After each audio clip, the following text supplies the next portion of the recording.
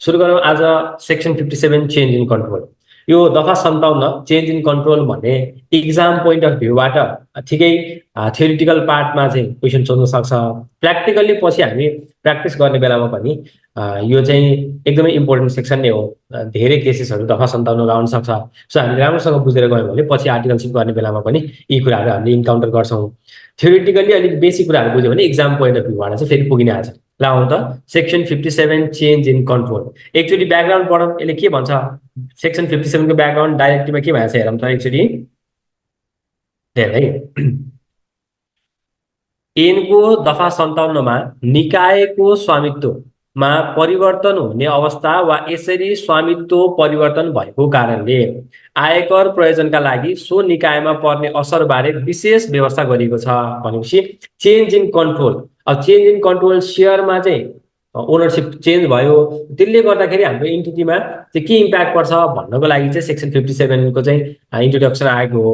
कुनै निकायको विगत 3 वर्ष अघिसम्मको भनेपछि 3 वर्ष अघिसम्ममा स्वामित्वको तुलनामा 50% वा सोभन्दा बढी स्वामित्व परिवर्तन भएको अवस्थामा सो निकायको स्वामित्व परिवर्तन हुन्छ भनेर भन्छ। भनेपछि सेक्सन 57 एप्लिकेबिलिटी चाहिँ कुन बेला हुँदैछ त भन्दाखेरि जुन पोइन्टमा हामी कन्सिडर गरिरहेको छौँ त्योभन्दा 3 वर्ष अगाडिसम्मकोमा यदि 50% अर मोर ओनरसिप चेन्ज भएको छ भने त्यस्तो केसमा सेक्सन 57 एप्लिकेबल हुने रहेछ। यसको बारेमा डिटेलमा हामी फेरि सेक्सनमै गएर सेक्सन 57 मै भएका प्रोभिजनहरू त हेर्नै हाल्छौँ। सो निकायको स्वामित्व परिवर्तन हुन्छ। यसरी स्वामित्व परिवर्तन हुने अवस्था सिर्जना भएमा स्वामित्व परिवर्तन हुने निकायलाई मूलतः दुई किसिमको असर पर्न जान्छ। दुई किसिमको चाहिँ इम्प्याक्ट पर्ने भयो। जब सेक्सन 57 एप्लिकेबल हुन्छ त्यो बेला दुईटा कुराको चाहिँ इम्प्याक्ट पर्छ। एउटा के, सर्वप्रथम सो निकायको साबिकमा कायम नगरिएको अनरियलाइज पुँजीगत लाभ वा नोक्सानीलाई स्वामित्व परिवर्तन भएको समयमा रियलाइज गरिन्छ। जस्तै मेरो ल्यान्डको भ्यालु किताबमा चाहिँ 1 लाख देखिरहेछ तर रियालिटीमा मार्केट भ्यालु चाहिँ 2,50,000 हो भने अनरियलाइज गेन थियो नि त 1,50,000, अब त्यसलाई रियलाइज गरिन्छ। कसरी गरिन्छ अहिले हामी हेर्न बाँकी नै छ, जस्ट बेसिक ब्याकग्राउन्ड मात्रै हामीले डाइरेक्टबाट पढ्न खोजेको। यसै गरी 50% वा सोभन्दा बढी स्वामित्व हासिल गरे नयाँ व्यक्तिलाई पुराना व्यक्तिको समयमा भएको कारोबारको कारणले आगामी वर्षमा समायोजन गर्न पाउने रकम ट्याक्स एट्रिब्युटलाई समायोजन गर्न बन्देज हुनेछ भनेर भन्छ। हामीलाई चाहिने क्रक्स चाहिँ यति नै हो। अब यसलाई अलिकति इलाबोरेटिभ वेमा बुझ्यो भने पुगि नै हाल्छ इक्जाम पोइन्ट अफ भ्यूबाट। बट स्टिल हामी पढ्न चाहिँ सेक्सन 57 लाई डिटेलमा डाइरेक्टमा भएका इक्जाम्पलहरू लिएरै पढ्छौँ। यसमा के भन्छ त भन्दाखेरि जब सेक्सन 57 एप्लिकेबल हुन्छ, सेक्सन 57 एप्लिकेबल हुने बित्तिकै अनरियलाइज गेन अथवा लस छ भने ती रियलाइज भयो भन्ने मानेर चाहिँ हामी ट्याक्स ट्रिटमेन्ट गर्छौँ। र हिजोका दिनमा हामीले पाएका ट्याक्सका फेसिलिटिजहरू चाहिँ अब नयाँ मान्छेले चाहिँ के गर्न पाउँदैन, त्यसलाई इन्जोय गर्न पाउँदैन। डिफ्रेन्ट फेसिलिटिजहरू छ। त्यो फेसिलिटीमध्ये एउटा इक्जाम्पल दिन्छु, जस्तै सेट अफ लस। हामीले हिजोको दिनमा हाम्रो बिजनेसमा केही लस भयो भने अब आगामी वर्षहरूमा चाहिँ हामी त्यसलाई सेटअप गर्न पाउँथ्यौँ भने दफा 57 लागिसकेपछि चेन्ज इन कन्ट्रोल भइसकेपछि जुन पोइन्टमा चेन्ज इन कन्ट्रोल भएको छ त्यो पोइन्टबाट जुन पोइन्टमा चाहिँ चेन्ज इन कन्ट्रोल भएको छ त्योभन्दा अगाडिका लसेसहरूलाई चाहिँ अब आउने दिनहरूमा चाहिँ सेटअप गर्न पाइँदैन। यस्ता केही चेन्जेसहरू छ जुन हामी वान बाई वान डिटेलमा डिस्कसन गर्छौँ। सो सेक्सन 57 ले के गर्न खोजेको त भन्दाखेरि चेन्ज इन कन्ट्रोल भयो भने ट्याक्समा के इम्प्याक्ट पर्छ भन्ने कुरा डिस्कस गर्छ। ल आउनु सेक्सन 57 बाट सुरु गरौँ। ल हेर्नु त सेक्सन 57। सो सेक्सन 57 को पहिला सुरु एप्लिकेबिलिटी बुझौँ। एप्लिकेबिलिटी बुझिसकेपछि हामी केमा जाउँला भन्दाखेरि त्यसको इम्प्याक्ट, अब त्यसको ट्याक्सेसन इम्प्याक्ट के हुन्छ भनेर जाउँला। सबैभन्दा सुरुमा त सेक्सन 57 को एप्लिकेबिलिटीमा सबसेक्सन 1 मा के भन्छ त भने if the ownership of any entity change by 50% or more, ल 50% अर मोरले ओनरशिप चेन्ज भयो भने as compared to its ownership until before the last 3 years द एन्टिटी shall be deemed to have disposed of property भनेर भएको छ under its ownership or liability bond भनेको छ। अहिले डिस्पोज अफ भन्ने कुरालाई अहिले छोडौँ। हामी के हेरौँ त भन्दाखेरि 3 वर्षमा 50 अथवा 50% भन्दा बढी ओनरशिप चेन्ज भयो भने त्यहाँ सेक्सन 57 लाग्ने रहेछ। भनेपछि पहिला सुरु यो 3 वर्ष कहिलेबाट काउन्ट गर्ने, कहिले हेर्ने 3 वर्ष भन्ने कुरा हेर्ने भन्न खोजेको। जस्तै 78-79 छ, 79-80 छ, 80-81 छ। अब मेरो यहाँ गएर चाहिँ ओनरशिप चेन्ज भयो भने यो वर्ष र योभन्दा अगाडिको एउटा 77-78 भन्ने यो वर्ष हेर्ने हो कि होइन यही पोइन्टदेखिको 3 वर्ष अगाडि हेर्ने हो कि हो त्यो भन्न खोजेको के सो 3 वर्ष हामीले कहिलेबाट हेर्ने भन्ने कुरा पहिला बुझ्नु पर्यो किनभने 3 वर्षमा 50% अर मोर ओनरसिप चेन्ज भएको हुनुपर्छ ल समयावधिको गणना भनेर भन्छ यसमा पढौँ है त के भइरहेछ स्वामित्व परिवर्तन भए नभएको जाँच गर्न स्वामित्व परिवर्तन भएको समयावधि र स्वामित्व परिवर्तन भएको प्रतिशत दुवै हेर्नुपर्छ दुइटै हेर्नु पर्यो 50% अरू मोर पनि हुनु पर्यो अनि कहिले भयो भनेर टाइम पनि हेर्नु पर्यो अवधिको हकमा 3 वर्षभित्रको अवधिलाई मात्र गणना गर्नु पर्यो हुन्छ भने स्वामित्वको प्रतिशतका लागि एकै पटक वा पटक पटक गरी वर्षभित्र मुभिङ 3 इयर्स मा चाहिँ परिवर्तन भएको कुल स्वामित्व परिवर्तनलाई गणना गर्नुपर्ने हुन्छ भनेर भन्छ इक्जाम्पल हेरौँ अनि त्यसपछि बुझिहालिन्छ ल त यहाँ हामीले के गर्यो त भन्दाखेरि 3 वर्ष मानौँ अथवा 4 वर्ष लियौँ है त हाम्रो यो 77 78 हो 78 79 भयो 79 80 भयो 80 81 भयो यो 80 81 मा हाम्रो गएर कहिले त भन्दाखेरि पुस 1 मा गएर हामीले हाम्रो सेयर के गरेछ त भन्दाखेरि सेयर ट्रान्सफर गर्यो कति पर्सेन्ट त भन्दाखेरि 20%। मिस्टर ए ले होल्ड गर्थ्यो 20%, त्यो हामीले कसलाई ट्रान्सफर गरिदियो बीलाई ट्रान्सफर गरिदियो। अब यहाँ त ट्रान्सफर अफ ओनरशिप भयो नि त, ट्रान्सफर अफ ओनरशिप हुने बित्तिकै दफा 57 लाग्छ कि लाग्दैन भनेर हेरिहाल्नु पर्यो। त्यो हेर्नलाई पहिला सुरु के हेर्ने, टाइम इन्टरभल हेर्ने, कहिलेदेखि हेर्नु पर्यो, पुस 1 देखि अब 3 वर्ष अगाडि भनेको 1 वर्ष यो 1 वर्ष यो 1 वर्ष यता भनेपछि यहाँबाट हेर्नु पर्यो पुस 1 कहिलेदेखि त भन्दाखेरि 77 देखि। यहाँबाट हामीले के गर्नु पर्यो, कन्सिडर गर्दै गर्दै जानु पर्यो 1 वर्ष 2 वर्ष 3 वर्ष भित्रमा। अब टाइम हेर्ने बेला त के हेर्नु पर्यो, कन्टिन्युअस 3 इयर हेर्नु पर्यो। कहिलेबाट कन्टिन्युअस 3 इयर, 3 इन्कम इयर भन्नु खोज्दा हो होइन, जुन पोइन्टमा के भएको छ, ओनरशिप चेन्ज भएको छ त्यो पोइन्टबाट ठ्याक्कै 3 वर्ष अगाडि भनेपछि मुभिङ 3 इयर्स भनेको चाहिँ जहिले चेन्ज भयो त्यो पोइन्टबाट 3 वर्ष अगाडि हो। Income year complete income year हेर्ने होइन कि, त्यो पोइन्ट जुन पोइन्टमा सेयर ट्रान्सफर भएको छ त्यो पोइन्टबाट 3 वर्ष अगाडि हेर्ने। यो चाहिँ 3 इयर्स भयो, यो चाहिँ 3 इयर्सको पिरियड भयो। 3 इयर्सको पिरियड हेर्ने बेलामा चाहिँ कन्टिन्युअस पिरियड हेर्ने रहेछ। Okay sir. अनि सेयर ट्रान्सफर हेर्ने बेलामा चाहिँ यहाँ त हेर्नु त पुस 1 मा 20% ट्रान्सफर भएको छ। अब यो मात्रै हेर्ने हो कि यसमा हामीले यो 3 वर्षभित्र भएका विभिन्न भेरियस सेयर ट्रान्सफर हेर्ने हो, यो कुरा बुझ्नु पर्यो। भेरियस सेयर ट्रान्सफर हेर्ने हो भन्न खोजेको सर। जस्तै ल यो 79 80 मा यहाँ पनि यो पोइन्टमा पनि हाम्रो सेयर ट्रान्सफर भएको छ। कति ट्रान्सफर भएको छ, सेयर ट्रान्सफर भएको छ अर्को 20%। अनि यो पोइन्टमा पनि हाम्रो सेयर ट्रान्सफर भएको छ कति त भन्दाखेरि 11%। भनेपछि ल हेर्नु त, अब यो पोइन्टबाट हेर्ने बेलामा त्योभन्दा अगाडिको 3 वर्ष हेर्नु पर्यो। योभन्दा अगाडि कुनै ट्रान्सफर थिएन, 11% भयो। सो 3 वर्षमा 11% मात्रै चेन्ज भएको छ, केही चेन्ज एप्लिकेबल भएन। यहाँ गएर हामीले सेयर ट्रान्सफर गरियो, यहाँभन्दा ठ्याक्कै 3 वर्ष अगाडि हेर्नु पर्यो, यसको 20 र त्योभन्दा अगाडिको 3 वर्षभित्रमा अर्को 11 भनेपछि 31 भयो। यहाँ पनि दफा 57 लागेन, किन 50% कटेन अथवा 50% पुगेन। पुस 1 मा गएर हेर्दा यो पोइन्टमा 20%, त्यसको 3 वर्षभित्रमा एकचोटि 20% अर्कोचोटि 11% गरेर टोटल कति पर्सेन्ट चेन्ज भएछ, 51% लागेछ। भनेपछि यो केसमा चाहिँ के भयो त भन्दा सेक्सन 57 एप्लिकेबल भयो। सो सेक्सन 57 हेर्नलाई दुईटा कुरा हेर्नु पर्यो, एउटा 3 इयर्सको टाइम हेर्नु पर्यो, अर्को सेयर ट्रान्सफर हेर्नु पर्यो। 3 इयर्सको टाइम भने चाहिँ जुन पोइन्टमा तपाईँले सेक्सन 57 लाग्छ कि लाग्दैन भनेर हेर्न खोज्नु भएको छ त्योभन्दा ठ्याक्कै 3 वर्ष अगाडि हेर्ने। अनि त्यो 3 वर्षभित्रमा यदि 50% अर मोर ओनरशिप चेन्ज भएको छ भने त्यस्तो केसमा हामी के भन्छ त भन्दाखेरि यसमा सेक्सन 57 लाग्यो भनेर भन्छ। ल आउने इक्जाम्पल हेरौँ, क्लियर भइहाल्छ।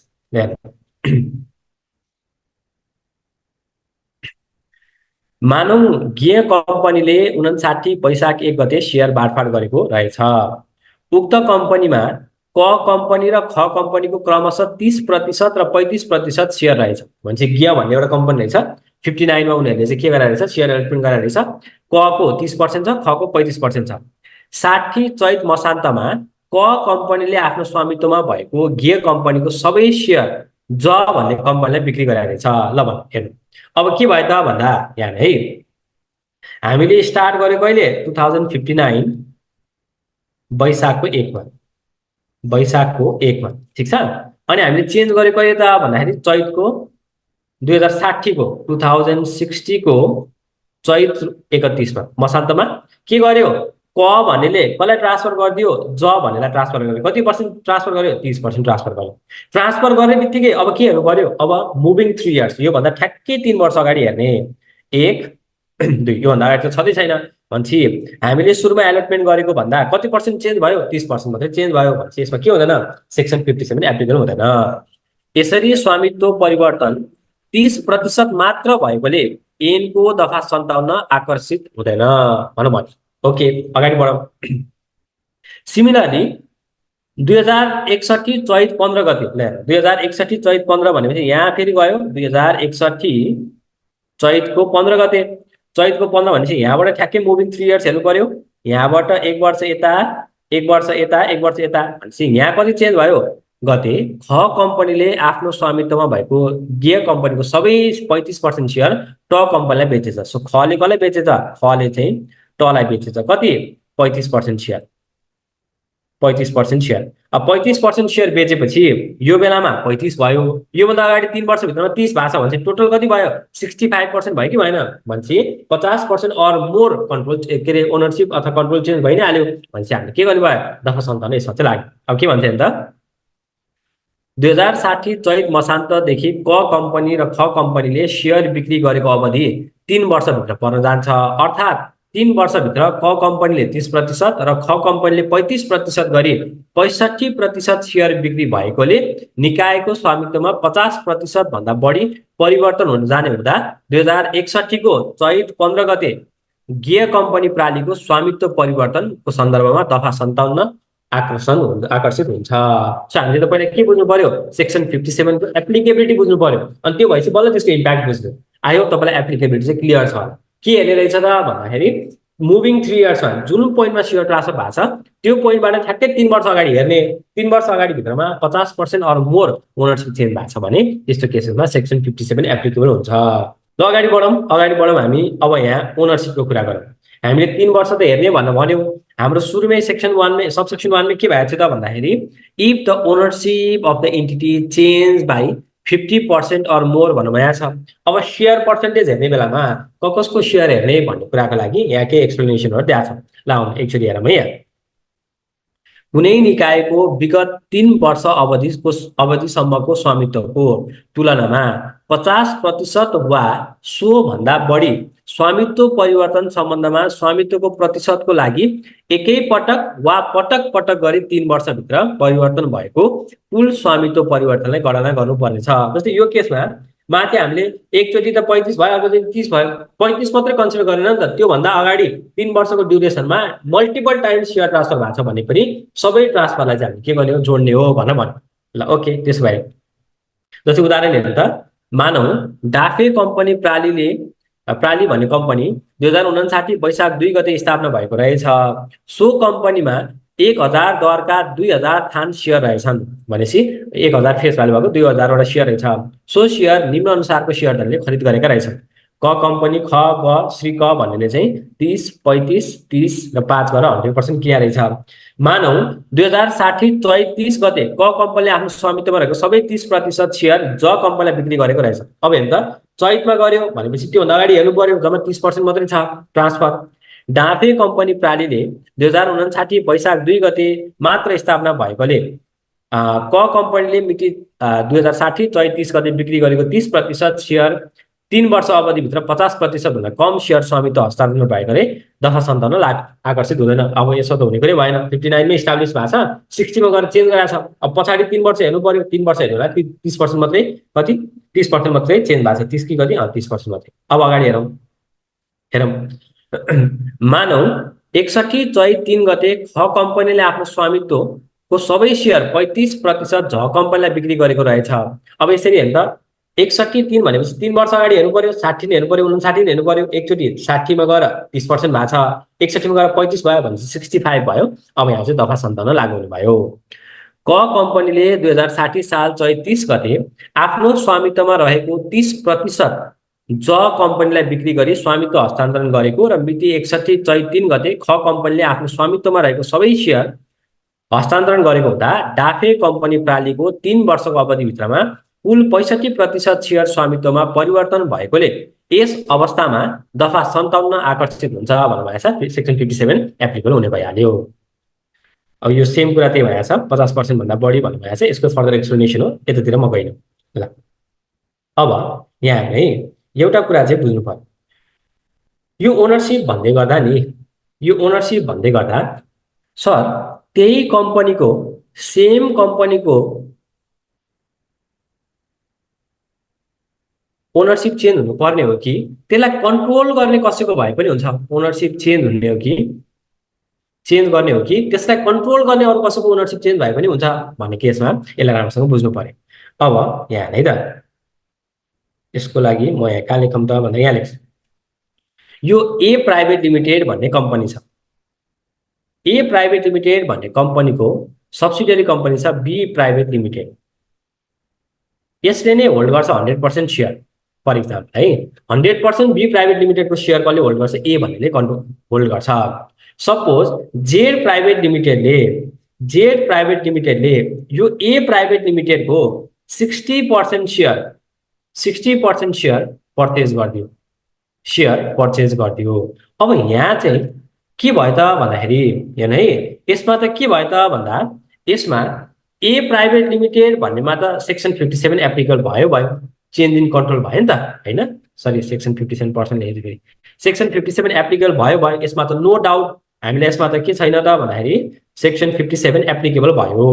किनभने ए भन्ने कम्पनीको 50% भन्दा बढी ओनरसिप चेन्ज भयो, 60% चेन्ज गरिदियो। अब यो बी प्राइभेट लिमिटेड भन्ने कम्पनीको चाहिँ कन्ट्रोल त चेन्ज भयो, तर के चेन्ज भएको छैन? ओनरसिप चेन्ज भएको छैन। ओनरसिप चाहिँ चेन्ज भएको छैन। ओनरसिप त ए प्राइभेट लिमिटेडकै छ, तर कन्ट्रोल चाहिँ चेन्ज भयो। कन्ट्रोल कसकोमा गयो? अब एबाट जेडकोमा गयो। 60% त जेडले किन्यो नि त। अब यो बी प्राइभेट लिमिटेड भन्नेलाई चाहिँ सेक्सन 57 एप्लिकेबल हुने कि नहुने त भन्ने कुरा आयो। सेक्सन 57 एप्लिकेबल हुने कि नहुने भन्ने कुरा आयो। अब यसमा चाहिँ हामीले प्रोभिजन वाइज भन्ने हो भने चाहिँ नर्मली कन्ट्रोल चेन्ज हुने हो। ओनरसिप भन्दा पनि सेयरको पर्सेन्टेज भन्दा पनि कन्ट्रोल चेन्ज भयो 50% अर मोर भने चाहिँ त्यो बेला सेक्सन 57 लाग्छ भनेर भन्छौँ। प्र्याक्टिकल्ली चाहिँ यसमा चाहिँ धेरै व्यक्तिहरूले आफ्नो ओपिनियन दिएको देखिन्छ। कसैले लाग्छ, कसैले चाहिँ ओनरसिप हेर्ने हो, पर्सेन्टेज हेर्ने हो भन्ने पनि भनेको सुनिन्छ, कसैले चाहिँ कन्ट्रोल हेर्ने हो भनेको सुनिन्छ। तर नर्मली हामी चाहिँ के ओपिनियनलाई चाहिँ प्रिफर गर्छौँ भने कन्ट्रोल हेर्ने हो। ओनरसिप पर्सेन्टेज मात्रै हेर्ने होइन।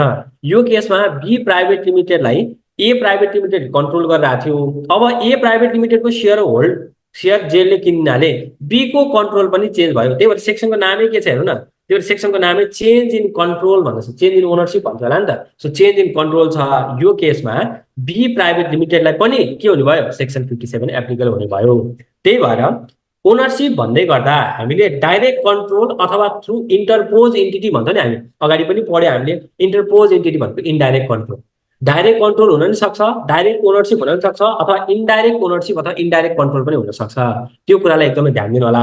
अब एक्जाममा हामीलाई त्यो पोइन्ट पर्सपेक्टिभबाट सोधेको छैन। प्र्याक्टिकल्ली पनि मान्छे अनुसार हामीले प्र्याक्टिसमा पनि ओपिनियन फरक पाउन सक्छौँ। बट स्टिल मेजोरिटी ओपिनियन चाहिँ के हो त भन्दाखेरि चेन्ज इन ओनरसिप भन्दै गर्दा, चेन्ज इन कन्ट्रोल भन्दै गर्दा, सेक्सन 57 को एप्लिकेबल भन्दै गर्दा ओनरसिपको पर्सेन्टेज अथवा त्यो सेयर भन्दै गर्दा हामीले डाइरेक्ट ओनरसिप हुन सक्छ, अथवा थ्रु अर्को इन्टरपोज एन्टिटीको थ्रुबाट कन्ट्रोल चेन्ज गर्न सकिन्छ। त्यो भयो भने पनि सेक्सन 57 एप्लिकेबल हुन्छ भनेर भन्छ। सो अब यहाँ फेरि एकचोटि मैले इक्जाम्पल समअप गर्नुपर्दा जेड प्राइभेट लिमिटेड भन्नेले ए प्राइभेट लिमिटेडको 60% सेयर किनिदियो।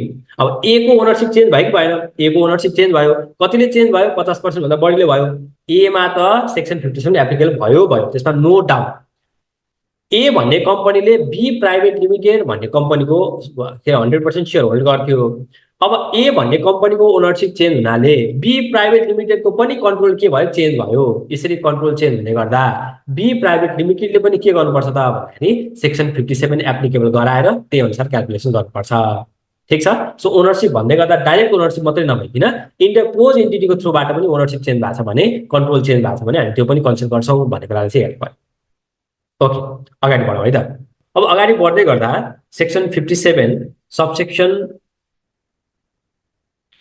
वानमा हामी ओनरसिपको कुरा गर्दैछौँ। यसकै ओनरसिपको लागि अर्को फर्दर एक्सप्लेनेसन सेक्सन 57 सबसेक्सन 1 कमा पनि दिएको छ। अब समस्या के भयो भने लिस्टेड कम्पनी छ, लिस्टेड इन्टिटिजहरू छ, लिस्टेड इन्टिटिजको हकमा एभ्री डे सेयरको कारोबार भइरहेको हुन्छ। अब हरेकचोटि हामीले के गर्ने, सबैको ओनरसिप चेन्ज हेर्दै बसिरहने, त्यस्तो त अलिकति पोसिबल पनि नहोला। भनेपछि ओनरसिपको पर्सेन्टेज हेर्दै गर्दा कस्तो कस्तो एमाउन्टको अथवा कति पर्सेन्टेजका ओनरसिपहरू चाहिँ कन्सिडर गर्ने भनेर भन्न खोजेको। जस्तै फर इक्जाम्पल मसँग एनआइसी एसियाको 10वटा सेयर छ, 10 किता सेयर छ। अब 10वटा किता सेयर बेचे भने पनि अब त्यसमा सेक्सन 57 एप्लिकेबल हुन्छ कि हुँदैन भनेर चेक गर्दै बस्न थाल्यो भने समस्या हुने भयो। त्यही भएर यो कुरालाई अलिकति सल्भ गर्नलाई अथवा मिटिगेट गर्नलाई सेक्सन 57 सबसेक्सन 1 क भन्ने छ। यसमा के भनेको छ एकचोटि हेर्ने त। For the purpose of computing change in ownership of 50% or more, 50% र माथि हामीले हेर्दै गर्दा के गर्नु पर्यो रे, फलोइङ ओनरसिप अफ एन्टिटी स्याल ओन्ली बी इन्क्लुडेड। तल भनेका ओनरसिप मात्रै हामी के गर्छौँ, इन्क्लुड गर्छौँ। के इन्क्लुड गर्ने ल, ownership held by a share holder or partners holding 1% or more than 1% of the total ownership. ल अब के भन्यो, अब यो कुरा बुझौँ है। मसँग एउटा कम्पनीको टोटल सेयर 10,000वटा छ। मिस्टर ए भन्नेसँग यो कम्पनीको 10वटा सेयर छ। 10वटा सेयर भनेपछि त 10 डिभाइड बाई 10,000 गर्दा त हाम्रो के भयो त भन्दा 0.1 पनि भएन हो, 0.1 पनि भएन, 0.01 हुने भयो, 0.01 भयो। अब यो 0.01 मिस्टर एले 10वटा सेयर बेच्यो भने त्यो कुरालाई कन्सिडर गर्नै पर्दैन। कसको मात्रै ओनरसिप चेन्ज हेर्ने, जुन सेयर होल्डर अथवा पार्टनरले 1% अर मोर सेयर होल्ड गर्छन् ती व्यक्तिहरूको मात्रै ओनरसिप चेन्ज भयो भने सेक्सन 57 को लागि क्यालकुलेसनमा कन्सिडर गर्ने भनेर भन्छ।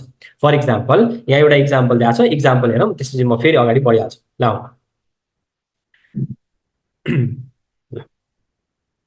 50% वा सोभन्दा बढी स्वामित्व परिवर्तनको गणना गर्दा निकायको कुल स्वामित्वको 1% वा सोभन्दा बढी स्वामित्व ग्रहण गर्ने सेयरवालाको ग्रहण गरेको स्वामित्वलाई मात्र गणना गर्नुपर्दछ भन्नु भएको छ। यो तर भन्नेवाला पोर्सन मैले यता पनि पढाएको छैन, यहाँ पनि मैले पढेको। यहाँ इक्जाम्पल मात्रै हेरौँ है त। उदाहरण हेरौँ, मानौ डाफे कम्पनी प्राली भन्ने कम्पनी 2059 वैशाख 2 गते स्थापना भएको रहेछ। सो कम्पनीमा 1000 का दरले 2000 थान सेयर पुँजी रहेछन्। सो सेयर निम्न अनुसार सेयर धनले खरिद गरेका रहेछन्।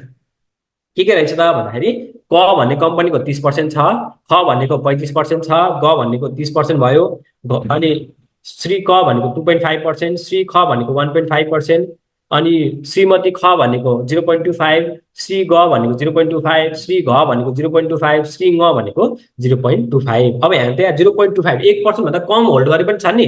अब हेर्नु माथिको उदाहरणमा, हेर्नु है त, माथिको उदाहरणमा म सिधै मानौ यहाँबाट है, मानौ श्री घ अन्य सेयरवालासँग सम्बन्ध रहेनछ, कुनै पनि मान्छेसँग एसोसिएटेड छैन। श्री घले आफ्नो सेयर बेचेमा उनको स्वामित्वको 5 सेयर भनेको कुल स्वामित्व 0.25 अर्थात् 1% भन्दा कम हुने स्वामित्व परिवर्तनको गणनामा समावेश गर्नु पर्दैन। 50% चेन्ज भयो कि भएन भनेर हेर्नको लागि यदि कुनै पनि सेयर होल्डरले 1% भन्दा कम सेयर होल्ड गर्छ भने ती चेन्जेसहरूलाई चाहिँ के गर्दैनौँ, हामी कन्सिडर गर्दैनौँ। चेन्जेस चाहिँ हो, ओनरसिपमा चेन्ज चाहिँ हो, तर 50% भन्दा क्यालकुलेट गर्ने बेलामा त्यसलाई इन्क्लुड गर्नु पर्दैन भनेपछि म एउटा इक्जाम्पल दिन्छु तपाईँलाई। मैले के भने त भन्दाखेरि क भन्ने कम्पनीले 30% सेयर बेच्यो, ख भन्नेले 2.5% बेच्यो, अनि श्रीमती ख भन्नेले 1.5, अनि यिनीहरू सबले बेच्यो। सपोज कोही पनि एसोसिएटेड मान्छे होइन, रिलेटेड मान्छेहरू होइन, एसोसिएटेड पर्सन होइन है, एसोसिएटेड पर्सन होइन, किनभने तलपट्टि अहिले एसोसिएटेड भयो भने अर्को कुरा भइहाल्छ क्या। एसोसिएटेड पर्सन होइन, एसोसिएटेड पर्सन भनेको कोही पनि कोहीसँग रिलेटेड छैन भने अब 50% कतै कटेन भनेर हेर्नको लागि यसलाई कन्सिडर गर्ने, यसलाई पनि कन्सिडर गर्ने, यसलाई पनि कन्सिडर गर्ने, तर यी चारवटै कुरालाई के नगर्ने, कन्सिडर नगर्ने। भने चाहिँ हाम्रो change in ownership for the purpose of section 57 कति 30, 32, 33, 34%। यही भनेको। सब फेरि एकचोटि प्रोभिजन पढौँ अनि म फेरि यतापट्टि आउँछु। ल त्यहाँ के भन्यो है, for the purpose of computing change in ownership of 50% or more than 50% of any entity referred to in subsection 1, the following ownership of such entity shall only be included भन्नेमा के भन्यो, 1% or more चाहिँ के गर्नुपर्छ, hold गरे हुनुपर्छ। 1% or more hold गर्दैनन् र त्यो व्यक्तिहरूको चाहिँ ओनरसिप चेन्ज भएको छ भने सेक्सन 57 को पर्पसको लागि त्यो काउन्ट गरिरहनु पर्दैन भन्नुभयो। तर यसको लागि तलपट्टि अर्को एउटा पोइन्ट पनि भएछ। Ownership held by associated person of a share holder holding more than 1% of the total ownership of such entity छ भने त्यस्तो केसमा चाहिँ हामी के गर्छौँ त भन्दाखेरि इभन इफ उनीहरूको सेयर होल्डिङ 1% भन्दा कम छ भने पनि सेक्सन 57 को लागि काउन्ट गर्छौँ भनेर भन्यो। अब कुरा बुझौँ। दफा 57मा सेक्सन के अरे 50% भनेर काउन्ट गर्नका लागि 1% भन्दा कम सेयर होल्ड गर्नुहुन्छ भने काउन्ट नगर्ने रे। 1% भन्दा कम सेयर होल्ड गर्नुहुन्छ भने त्यो काउन्टै भएन। तर कसैले चाहिँ 1% भन्दा बढी सेयर होल्ड गर्छ र उसको एसोसिएटेड मान्छे छ कोही, एसोसिएटेड मान्छेले 1% भन्दा कम सेयर होल्ड गरे पनि अब त्यो चाहिँ फेरि काउन्ट हुन्छ भनेर भन्यो। इक्जाम्पल दिन्छु, ठ्याक्कै क्लियर कट बुझिहाल्छ ल। यहाँ यो केसमा हामी यतातिर नजाऊँ, इक्जाम्पल यहाँ हेरौँ है त।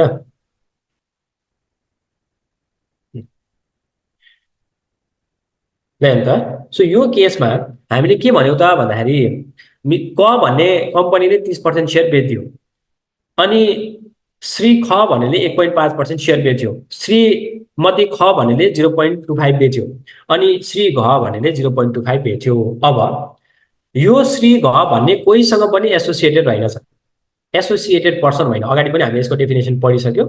एसोसिएटेड पर्सन होइन श्री घ भन्ने, यहाँ माथि दिएका कोहीसँग पनि एसोसिएटेड छैन। श्रीमती ख भन्ने चाहिँ श्री ख को के हो त भन्दाखेरि वाइफ हो, एसोसिएटेड पर्सन हो, क्लोज रिलेटिभमा पर्यो, वाइफ हो, सो एसोसिएटेड पर्सन पर्यो।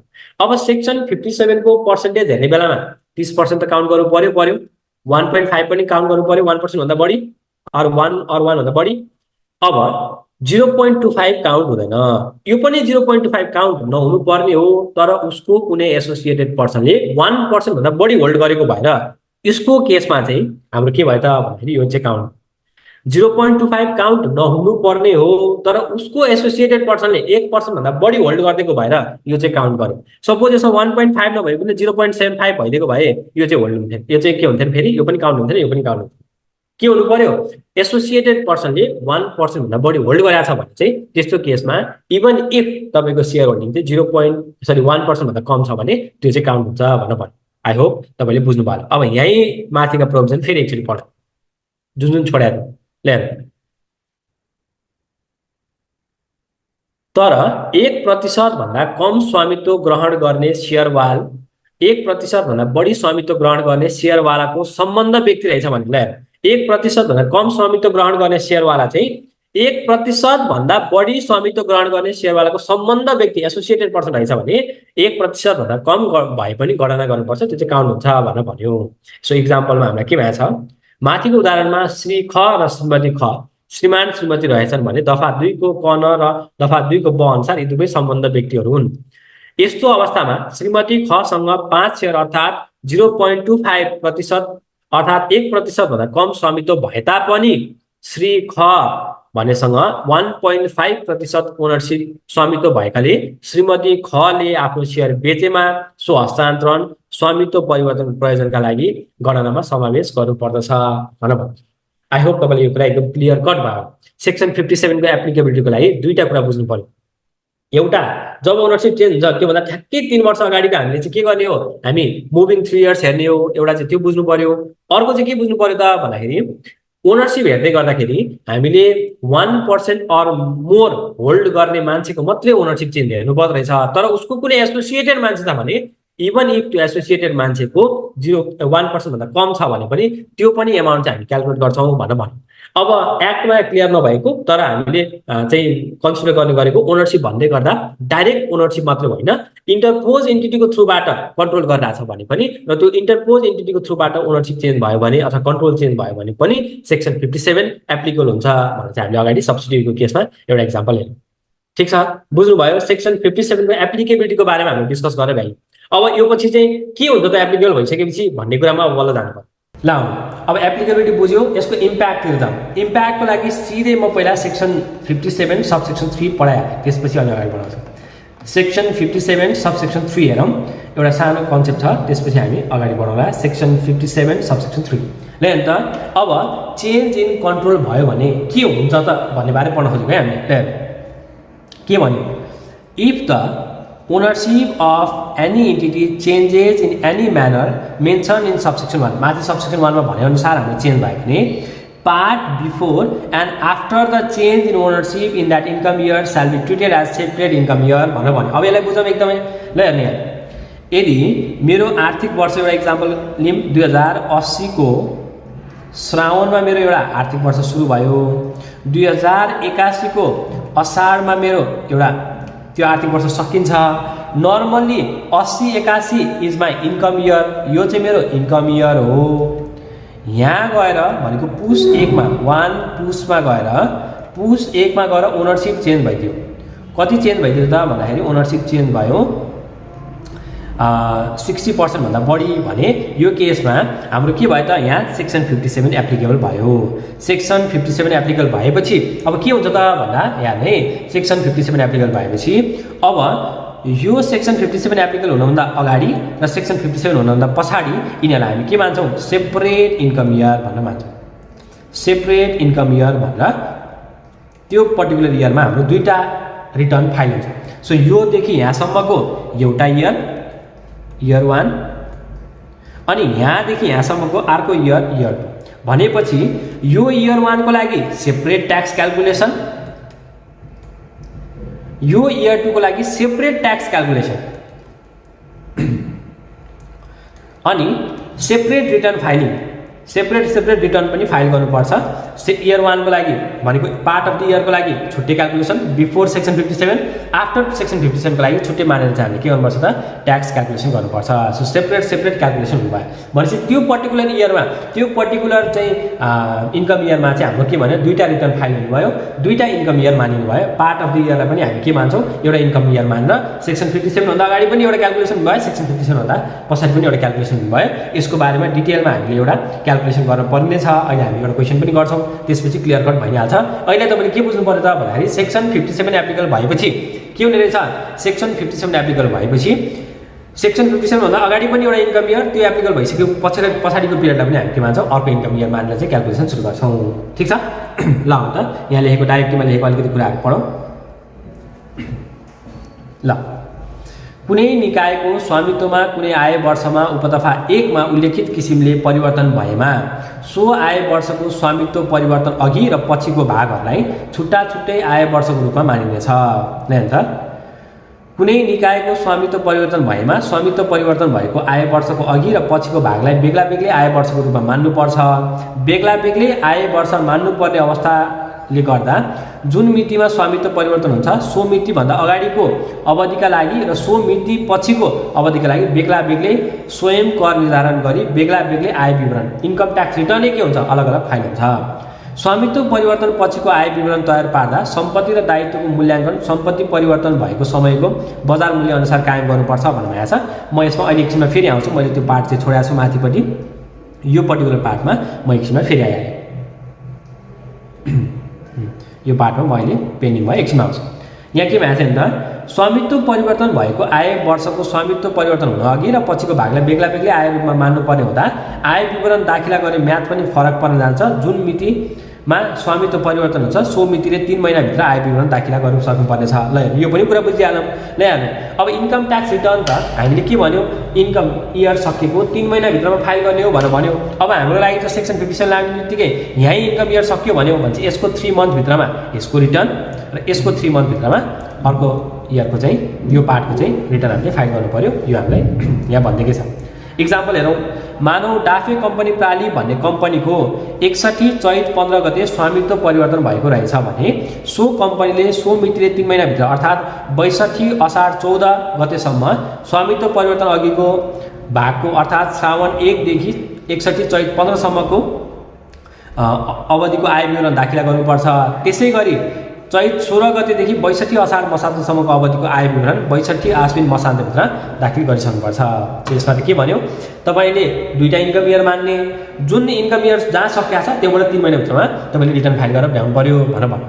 भनेपछि के पढ्यो त हामीले भने सेक्सन 57 को एप्लिकेबल भइसकेपछि पहिलो इम्प्याक्ट भनेको के रहेछ त भन्दाखेरि त्यो पोइन्टबाट तपाईँले के गर्नु पर्यो इन्कम इयर अलग अलग भयो भन्ने मान्नु पर्यो। पहिलो काम यो। दोस्रो काम चाहिँ अब सेक्सन 57 मा लेखा छ लाउन त सेक्सन 57 को सबसेक्सन 1 मै हामीले लास्टको लाइन अझै क्लियरली पढेको छैन, त्यही कुरालाई अब यहाँ पढ्दै जानु पर्यो। ल ओनरसिपको कुराहरू हामीले डिस्कस गर्यौँ। अब यहाँ हामी के गरौँ भने त्यही सबसेक्सन 1 कै कुरा गर्दैछौँ है। इफ द ओनरसिप भन्ने हामीले पढ्यो of any entity change by 50% or more, यसमा के पर्छ भन्ने पनि पढ्यो। As compared to its ownership until before the last 3 years, यो 3 इयर्सको कुरा पनि हामीले राम्रोसँग पढ्यो। अब के हुन्छ त सेक्सन 57 आयो भने के हुन्छ, the entity shall be deem to have dispose the property under its ownership or liability borne by, भनेको त्यो पर्टिकुलर दिनमा उसका जति पनि सम्पत्ति र दायित्वहरू छन्, कुरा बुझौँ है, त्यो पर्टिकुलर दिनमा जब सेक्सन 57 लागू भएको छ त्यो पर्टिकुलर दिनमा उसका जति पनि एसेट र लायबिलिटिजहरू छन् ती सबै एसेट र लायबिलिटीहरू डिस्पोज अफ भए भन्ने मानिन्छ। त्यो एसेट र लायबिलिटीहरू डिस्पोज अफ भए केमा, मार्केट भ्यालुमा डिस्पोज अफ भए भन्ने मानिन्छ। अब इक्जाम्पल हेरौँ, इक्जाम्पल हेरेर हामी यहाँ डिस्कस गर्दै जाऊँ। यसमै हामीले अब क्यालकुलेसन गर्ने हो, यही पर्टिकुलर पोइन्ट बुझेपछि त सकि नै हाल्यो। सेक्सन 57 ल हेरौँ, कुनै निकायको 3 वर्षको अवधिमा मुभिङ 3 इयर्समा 50% वा सोभन्दा बढीको स्वामित्वमा परिवर्तन भएमा उक्त निकायको स्वामित्वमा रहेको सम्पत्ति र वहन गरेको दायित्व निसर्ग गरेको मानिन्छ। यो अवस्थामा निम्न उदाहरणबाट स्पष्ट हुन्छ, भनेको के मान्ने रे, जब सेक्सन 57 लागू भयो त्यो पर्टिकुलर दिनमा asset and liability has been dispose of at market value भन्ने मान्नु पर्यो, अनि त्यसमा भएको गेन र लस क्यालकुलेट गरेर हाम्रो इन्कम निकाल्नु पर्यो। अब जस्तै यहाँ त इक्जाम्पल हेरौँ, मानौँ डाफे कम्पनी प्रालीको 50% सेयर स्वामित्व 2062 चैत 15 गते परिवर्तन भएको रहेछ। चैतको 15 गते हाम्रो के भयो, परिवर्तन भयो। सो मितिमा डाफे कम्पनी प्रालीको निम्नानुसारको सम्पत्ति र दायित्व रहेछ। सो हाम्रो एसेट र लायबिलिटी भनेको छ, एसेटतिर जाम, स्टक छ हामीसँग 5 लाखको बुक भ्यालु, तर बजारमा त्यसको 6 लाख छ। रासयोग्य सम्पत्ति क वर्गमा 4 लाख छ, तर हाम्रो बजार मूल्य 6 लाख छ। जग्गा हाम्रो 10 लाखको 1 करोडको हाम्रो चाहिँ के छ भन्दाखेरि बुकमा भ्यालु छ, तर मार्केट भ्यालु 1 करोड 50 लाख छ। अन्य लगानी हाम्रो 50 लाख र 40 लाख भयो। नगद भनेको क्यास भ्यालु, यसमा त केही फरक परेको कुरै भएन, ब्याङ्कमा पनि केही फरक पर्ने कुरा भएन। विदेशी मुद्रा मौजदात भनेको हामीसँग फरेन करेन्सी छ, फरेन करेन्सी हाम्रो बुक भ्यालु चाहिँ 5 लाख भए पनि यसको मार्केट भ्यालु चाहिँ कति छ त भन्दाखेरि 5,50,000 छ।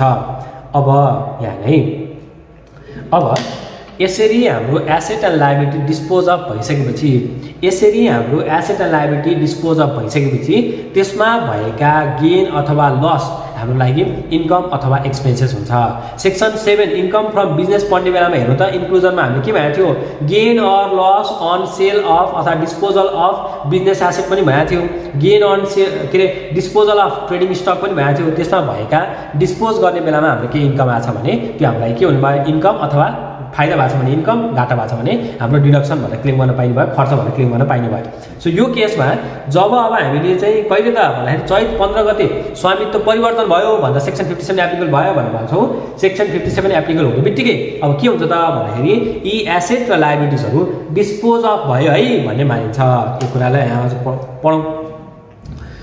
चैत 15 गते डाफे कम्पनी प्रालीको दफा 57 बमोजिम स्वामित्व परिवर्तन भएको मानिने अवस्था सिर्जना भएकाले सो दिन सो कम्पनीको स्वामित्वमा रहेको व्यापारिक मौजदात ट्रेडिङ स्टक, रासयोग्य सम्पत्ति डेप्रिसिएबल एसेट र व्यावसायिक सम्पत्ति भनेको business asset, land, investment, foreign currency र दायित्वको बजार मूल्यमा निसर्ग भएको मानि सोको लाभ वा नोक्सानी समेत कर योग्य आयमा समावेश हुन्छ। भनेपछि त्यसमा भएका कुनै पनि गेन अथवा लस छन् भने त्यो गेन अथवा लस के हुन्छ त भन्दाखेरि त्यो गेन अथवा लस हाम्रो इन्कम फ्रम बिजनेस निकाल्ने बेला हामी त्यसलाई इन्क्लुड गर्छौँ।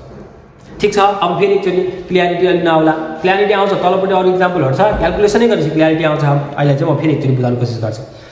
अब सेक्सन 57 सबसेक्सन 3 मा हामीले के भन्यो भने जब सेक्सन 57 एप्लिकेबल हुन्छ त्यो एप्लिकेबल भएको पिरियडमा चाहिँ हामीले के गर्नु पर्यो, यो वर्ष सकियो भनेर इन्कम फ्रम बिजनेस भनेर क्यालकुलेट गर्नु पर्यो हैन। इन्कम फ्रम बिजनेस भनेर क्यालकुलेट गर्दै गर्दा मेरो एसेट र लायबिलिटिजहरू मार्केट भ्यालुमा डिस्पोज अफ भयो भन्ने मान्नु पर्यो। सो 5 लाखको कुरा 6 लाखमा डिस्पोज अफ भयो भने चाहिँ मलाई 1 लाख रुपियाँ गेन भयो। सो 1 लाख रुपियाँ मेरो इन्कममा गएर जोडियो। 4 लाखको चिज मेरो 6 लाखमा डिस्पोज अफ भयो भने चाहिँ 2 लाख रुपियाँ मेरो ब्यालेन्सिङ चार्ज भयो। डेप्रिसिएसनमा मेरो ब्लकै डिस्पोज अफ भयो भने चाहिँ ब्यालेन्सिङ चार्ज हुनुभयो। 10 लाखको चिज 1 करोडको चिज 1 करोड 50 लाख भने चाहिँ 50 लाख मेरो gain on disposal of business asset भयो, इन्कम भयो। अन्य लगानीमा के भएको छ, 10 लाख घाटा भएको छ, 10 लाख मेरो लागि चाहिँ खर्च हुनुभयो, लस हुनुभयो। अब यसमा त केही चेन्जेस छैन। विदेशी मुद्राको मौजदात यसमा पनि मलाई गेन भएको छ। सो गेन भइसकेपछि मेरो यो पनि के भयो, इन्कम भयो। इन्कममा गएर म जोडिदिन्छु। कसरी जोड्छु, कसरी क्यालकुलेट गर्छु अहिले एकछिनमा तल आउँछ। अहिले जस्ट त्यसको इम्प्याक्ट मात्रै बुझ्दै जानु पर्यो। लायबिलिटीको केसमा हेर्ने हो भने अब सेयर पुँजी र जगाडीमा त खासै केही मार्केट भ्यालु चेन्ज हुने भन्ने कुरा भएन। अन्य दायित्वमा 45 र 45 छ, 45 र 45 भएपछि यसमा पनि केही चेन्ज भएन। चेन्ज भयो भने के हुन्छ, तल इक्जाम्पलहरू छँदैछ। ल निसर्गबाट भएको लाभ भनेर भन्छ 43,50,000, यो चाहिँ सबै टोटल गर्दाखेरि 43,50,000 आउँछ, 23 को बारेमा दिएको हो। ल आउनु अगाडि जाऊ।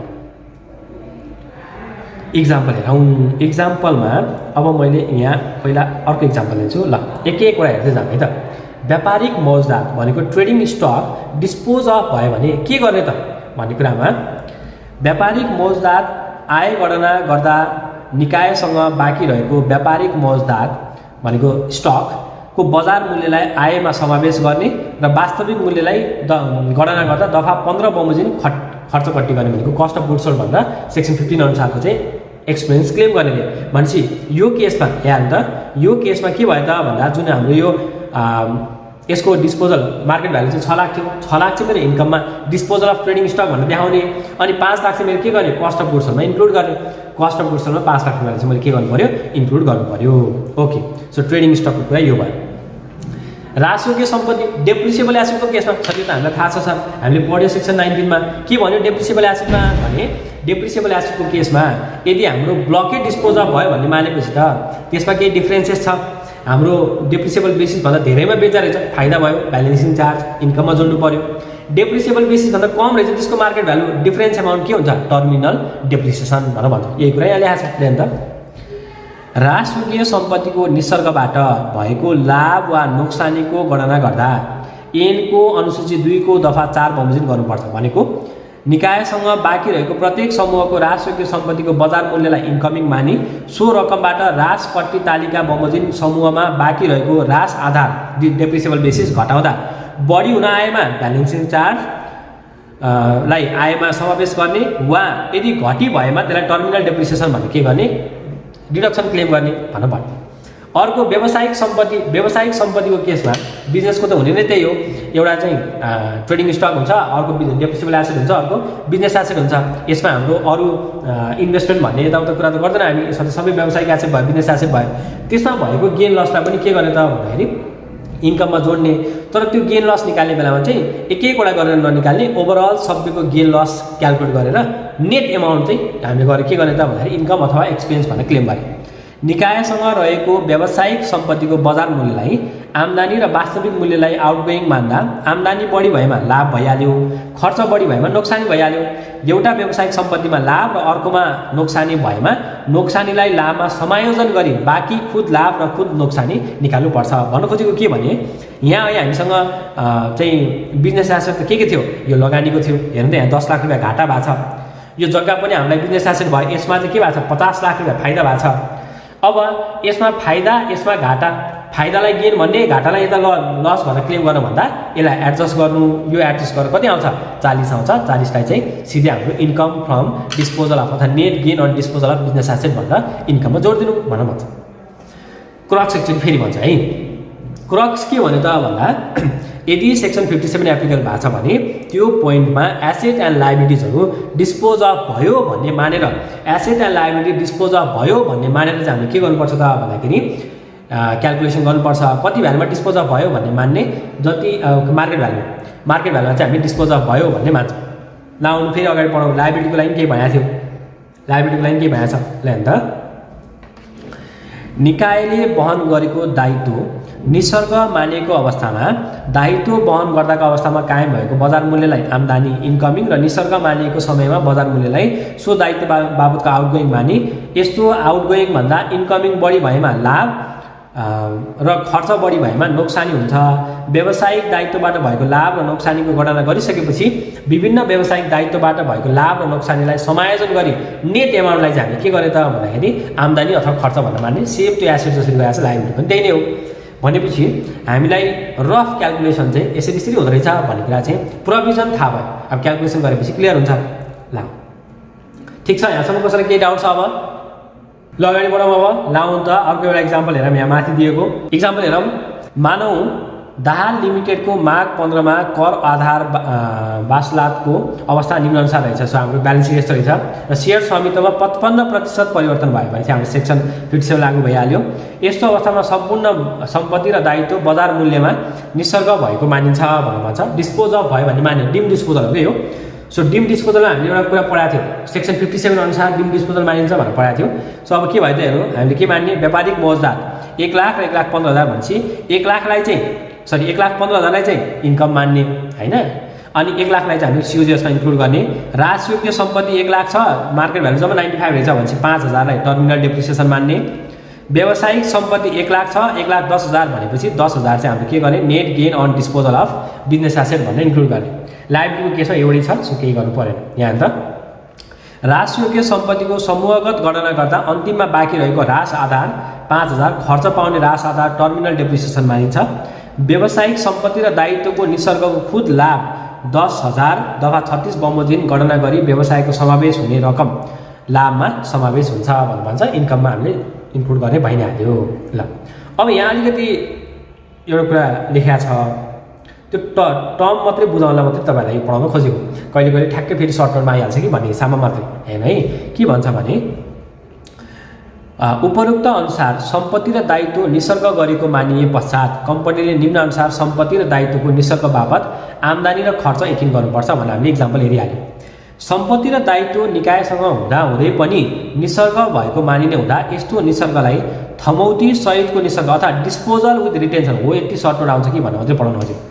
डिस्पोजल विथ रिटेन्सन भनेर भन्छ, भनेको एसेट र लायबिलिटी त हामीसँगै छ, हामीसँग हुँदै पनि हामीले त्यसलाई के मान्यौँ, डिस्पोजल मान्यौँ। हामीसँग हुँदै पनि त्यसलाई डिस्पोजल मानेको भएर यसलाई चाहिँ डिस्पोजल विथ रिटेन्सन भनेर भन्छ। सो सेक्सन 41 मा यसको कुराहरू लेखेको छ। सो डिस्पोजल विथ रिटेन्सन भनेर भन्छ। यही कुरालाई कहिले कहिले फेरि चाहिँ तपाईँलाई सर्ट नोटमा यसो आइदिइहाल्छ कि भनेर मात्रै भन्न खोजेको, डिस्पोजल विथ रिटेन्सनको कुरा। ल अगाडि ल आउनु एउटा यो इक्जाम्पल हेरौँ। यो इक्जाम्पल हेरिसकेपछि क्लियर कट सबै कुराहरूको के ट्रिटमेन्ट गर्ने भन्ने बारेमा यहाँ एकदम क्लियरली भनेको छ डिटेलमा। ल आउनु है त एकचोटि हेरौँ यो इक्जाम्पल अनि अगाडि बढाउँ। के भन्यो त भन्दा यसरी निसर्ग मानिएको अवस्थामा तत्काल मितिमा सो निकायको सम्पत्ति र दायित्वको कर आधार निसर्गको समयमा रहेको बजार मूल्य हुनेछ भनेर भन्छ। इक्जाम्पल हेर्नु यहाँ, मानौँ उदाहरण 13.10.2 मा उल्लेखित डाँफे कम्पनी प्रालीको 2062 चैत 2 गते निम्नानुसार सम्पत्ति र दायित्व रहेछ। सो हाम्रो एसेट एन्ड लायबिलिटी दिएको छ। अन्तिम मौजदात 5,000 र 5 लाख र 6 लाख भनेपछि यसको ट्रिटमेन्ट राजयोग्य सम्पत्तिको क वर्ग अनि जग्गा, अन्य लगानी, नगद मौजदात, ब्याङ्क मौजदात, विदेशी भइहाल्यो। अन्य दायित्वमा केही पनि चेन्ज छैन। र अहिले माथि हामीले डिस्कस गरिसक्यौँ, त्यही कुरा यहाँ लेखाएको छ। अब एकचोटि सबै गोचु गर्नु त हो कि होइन भनेर। सम्पत्तिमा व्यावसायिक मौजदाततर्फ अन्तिम मौजदात मूल्यका निसर्गको समयमा भएको बजार मूल्य 6 लाखलाई दफा 7 को अथवा 2 को खण्ड ख बमोजिम आयमा समावेश गर्नुपर्ने हुन्छ भने अन्तिम मौजदातको लागत बुक भ्यालुलाई दफा 15 बमोजिमको खर्च कट्टी क्लेम गर्न पाइन्छ। ल ठिक छ। राजयोग्य सम्पत्तिको केसमा 4 लाख चाहिँ हाम्रो के छ, डेप्रिसिएबल बेसिस छ, निसर्ग 6 लाखमा भएको छ भने 2 लाखलाई चाहिँ हामीले के गर्नु पर्यो, दफा 7 को अथवा 2 को खण्ड घ बमोजिम आयमा समावेश गर्नुपर्छ। के भनेर, ब्यालेन्सिङ चार्ज भनेर। यता व्यावसायिक सम्पत्तितर्फ जग्गा, लगानी, नगद मौजदात, ब्याङ्क मौजदात, विदेशी मुद्रामा ब्याङ्क मौजदात रहेछ। कम्पनीको लागि सबै सम्पत्ति व्यावसायिक सम्पत्ति हुन्। यी सम्पत्तिको बेग्लै लाभ र नोक्सानी गणना गरी जम्मा लाभबाट जम्मा नोक्सानी घटाई नेट लाभ र नेट नोक्सानी गणना गर्नुपर्छ। त्यही नै मात्रै हामीले इन्क्लुड गर्ने हो भनेर भन्यो। सो जग्गातर्फ हाम्रो के भएको छ, 50,000 चाहिँ 50 लाख चाहिँ हाम्रो फाइदा भएको छ। लगानीतर्फ 10 लाख घाटा भएको छ भनेपछि नेट हाम्रो के भयो त भन्दाखेरि नगद मौजदात र ब्याङ्क मौजदातको केही भ्यालु चेन्ज भएको छैन। सो नेटमा हाम्रो विदेशी मुद्रा पनि छ। विदेशी मुद्रामा हाम्रो के भएको छ त भन्दाखेरि 5 लाख र 5,50,000 भएको छ भनेपछि 50,000 हाम्रो फाइदा भएको छ। सो नेट हाम्रो के भयो त भन्दा 40,50,000 चाहिँ हाम्रो के हुनुभयो, इन्कम हुनुभयो। व्यावसायिक सम्पत्तिको निसर्गबाट खुद लाभ भनेर हामी सेक्सन 7 को सबसेक्सन 2 अनुसार इन्क्लुड गर्छौँ। ठिक छ। यो हामीले माथि डिस्कस गरिसक्यो। लायबिलिटीको केसमा केही पनि चेन्ज छैन। चेन्ज नभएपछि हामीले केही पनि गर्नु पर्दैन। यो नोट म तपाईँलाई अपलोड गरिदिन्छु, तपाईँले यहाँबाट पढ्न सकिहाल्नुहुन्छ। ल एकचोटि म समअप गर्छु। यति नै हो। न्युमेरिकल आयो भने यहीँबाट अलिकति बेस भएर न्युमेरिकल आउला। सेक्सन 57 लाई एकचोटि समअप गर्नु। सेक्सन 57 क्याप 2 लेभलमा त अझ अलिकति बेसी मात्रै आउला। यो तपाईँलाई डेफिनेसन मात्रै अथवा भनेको एप्लिकेबिलिटी मात्रै थाहा भयो भने पुग्छ। सेक्सन 57 मा के भन्छ त भन्दा मुभिङ 3 इयर्समा लास्ट 3 इयर्समा तपाईँको 50% अर मोर ओनरसिप चेन्ज भएको छ भने सेक्सन 57 एप्लिकेबल हुन्छ। त्यो भएपछि के हुन्छ त भन्दाखेरि त्यो भएपछि त्यो पर्टिकुलर पोइन्टमा एसेट एन्ड लायबिलिटी मार्केट भ्यालुमा डिस्पोज भयो भन्ने मानिन्छ। अनि त्यसपछि पर्टिकुलर पोइन्टमा जहाँ सेक्सन 57 लागेको छ त्योभन्दा अगाडि एउटा इन्कम इयर, त्योभन्दा पछाडि अर्को इन्कम इयर भनेर भन्छ। ठिक छ, यति हामीले सेक्सन 57 सबसेक्सन 1 र सबसेक्सन 1 कमा पढ्यौँ। अब हामीले सबसेक्सन 2 पढ्नु पर्यो। सबसेक्सन 2 मा चाहिँ हामीलाई के भएछ त भन्दाखेरि के फेसिलिटीहरू चाहिँ हामीले क्यारी अन गर्न मिल्दैन भएछ। यो कुरा पनि क्याप्टोमा एक्जाममा थ्योरीको रूपमा आउन सक्छ। त्यो भएर यसलाई अगाडि बढ्नु। सो हामीले सुरुमै ब्याकग्राउन्ड पढ्ने बेलामा के भएको थियो भने सेक्सन 57 मा त्यसको इम्प्याक्ट भनेको चाहिँ एउटा चाहिँ एसेट लायबिलिटी डिस्पोज अफ भयो भन्ने इम्प्याक्ट हो। अर्को इम्प्याक्ट भनेको चाहिँ ट्याक्समा पाएका बेनिफिटहरू त्यसलाई क्यारी फरवर्ड गर्न दिँदैन भनेर भनेको थियो। त्यही कुरालाई अब हामी के गरौँ, सेक्सन 57 को सबसेक्सन 2 मा लेखेको कुरालाई एकचोटि सर गो थ्रु गरौँ। ल अन्त के भन्छ, if the ownership of any is change as mention in subsection 1 the entity shall not be allowed to carry out the following transaction. यो नट एलाउड है, यो गर्न पाइँदैन। सोध्न सक्छ थ्योरीमा केस बनाएर के गर्न पाइन्न, एउटा to deduct the interest incurred by the entity prior to the change in ownership and carry forward pursuant to subsection 3 of section 14। अब हामीले के पढाएको थियौँ सेक्सन 14 सबसेक्सन 2 मा एक्जेम्ट कन्ट्रोल एन्टिटीलाई हामीले के गरेका छ त भन्दाखेरि इन्ट्रेस्ट पे गरेका छ भने देयर आर सर्टेन कन्डिसन जुन हामीले फुलफिल गर्नुपर्छ। त्यो कन्डिसन अनुसार हाम्रो जति चाहिँ लोअर अफ एक्चुअल रेन्ट अथवा हाम्रो एडजस्टेड ट्याक्सेबल इन्कमको कन्डिसन लगाएर जुन लोअर हुन्छ त्यो चाहिँ घटाउन पाइन्छ। जति घटाउन पाइँदैन त्यसलाई हामी नेक्स्ट इयरमा फेरि हामी के गर्न पाइन्छ, क्यारी फरवर्ड गर्न पाइन्छ भनेर हामीले सेक्सन 14 सबसेक्सन 2 मा पढाएको थियौँ। त्यो सेक्सन 14 सबसेक्सन 2 मा एडजस्ट गर्न नपाएका कुरा सेक्सन 14 सबसेक्सन 3 ले के भन्थ्यो, क्यारी फरवर्ड गर्न पाइन्छ भनेर भनेको थियो। अब सेक्सन 57 लगाइसकेपछि त्यो कुरा क्यारी फरवर्ड गर्न पाइँदैन, त्यो ल्याप्स हुन्छ भनेर भन्छ। इक्जाम्पल हेरेपछि बुझिहाल्छ। जस्तै हाम्रो यो केसमा पुस 1 मा हाम्रो के भयो त भन्दाखेरि पुस 1 मा हाम्रो चेन्ज इन कन्ट्रोल भयो। अब यहाँ हामीले त इयर इन भयो भन्ने मान्नुपर्छ। इयर इन भयो भन्ने मानेर हाम्रो इन्कम बन्छ, सबै इन्कम क्यालकुलेसन हुन्छ। ट्याक्सेबल इन्कम क्यालकुलेसन हुने बेलामा हामीले तिरेको इन्ट्रेस्ट अन्डर सेक्सन 14 सबसेक्सन 2 भनेर हामीले एउटा लिमिट लगाएर चाहिँ क्यालकुलेसन गर्छौँ। सपोज मैले पे गरेको 1 लाख थियो तर लिमिट अनुसार एलाउड मलाई 80,000 मात्रै भयो भने सबसेक्सन 3 ले के भन्थ्यो, 20,000 लाई चाहिँ नेक्स्ट इयरमा तपाईँले के गर्नु होला, एडजस्ट गर्नु होला भनेर भन्थ्यो भने अब यो 20,000 चाहिँ के हुनु भयो त भन्दा ल्याप्स हुने भयो। हामीलाई के हुनु भएन, हामीले के गर्न पाइन्न भन्दा यो 20,000 चाहिँ क्यारी फरवर्ड चाहिँ गर्न पाइन्न। क्यारी फरवर्ड चाहिँ के गर्न पाइन्न, गर्न पाइँदैन। यो पिरियडमा गएर एडजस्ट गर्छु नि त भन्न पाइँदैन। यो भनेको ल यता सबसेक्सन 2 को क्लज 6 मा to deduct loss suffer by entity prior to the change in ownership. ल यो पोइन्टसम्म भएका लसेसहरू थियो। अब हामी त नेक्स्ट पिरियडमा गएर एडजस्ट गर्न पाइन्थ्यो नि त सेक्सन 20 अनुसार। त्यो पनि अब के गर्न पाइँदैन, नयाँ एन्टिटीमा अर्थात् चेन्ज इन कन्ट्रोल लागिसकेपछि चाहिँ आफ्टर चाहिँ हामीले के गर्न पाइन्न। यो पोइन्टसम्म मेरो यदि 10 लाख रुपियाँ लस थियो भने यो 10 लाख रुपियाँ लस पनि के भयो त भन्दा ल्याप्स भयो। अब यसलाई के गर्न पाइँदैन, नेक्स्ट इयरमा एडजस्ट अथवा नेक्स्ट पिरियडमा एडजस्ट गर्न पाइँदैन। त्यसरी नै ब्याकवर्ड पनि जान पाइन्छ नि सेटअपमा, to carry back a loss suffer after the change in ownership in any income year before such change pursuant to subsection 4 of the section 20 भनेर भन्छ। भनेपछि ल यहाँ त अब हामीले के गर्न पाइन्न त भन्दाखेरि जति लस एडजस्ट भयो यसलाई अब त्यसपछिका दिनहरूमा पछाडि क्यारी ब्याक गर्न पाइन्न, क्यारी फरवर्ड पनि गर्न पाइन्न। सेटअपको कुरामा हामीलाई लसको कुरामा यो भनेको छ। यहाँ चाहिँ के भन्छ एकचोटि सधैँ हेरौँ, कुनै निकायको दफा 57 बमोजिम स्वामित्व परिवर्तन भएमा त्यसरी स्वामित्व परिवर्तन हुनु अगाडिका नोक्सानी लगायतका निम्नानुसार रकम ट्याक्स एट्रिब्युटलाई स्वामित्व परिवर्तन पछिका कारोबारको आयकर निर्धारण गर्दा जिम्मेवारी सारेर समायोजन गर्न दफा 57 को उपदफा 2 ले बन्देज गरेको छ भनेर भन्छ। के बन्देज गरेको छ त, यदि स्वामित्व परिवर्तन भएको निकाय दफा 14 को स्पष्टीकरणमा परिभाषित कर छुट पाउने संस्थाद्वारा नियन्त्रित बासिन्दा निकाय रहेछ र नियन्त्रण गर्ने व्यक्तिलाई ब्याज भुक्तानी गरेको रहेछ, त्यही सेक्सन 14 सबसेक्सन 2 भइहाल्यो। तथा सो ब्याज दफा 14(2) ले तोकेको सीमाभन्दा बढी भई दफा 14(3) मा सार्न पाउने रहेछ भने स्वामित्व परिवर्तन भए पश्चात जिम्मेवारी सारेर खर्च दाबी गर्न पाइँदैन। जति क्लेम गर्यो त्योभन्दा पछि अरू सबै ल्याप्स भयो।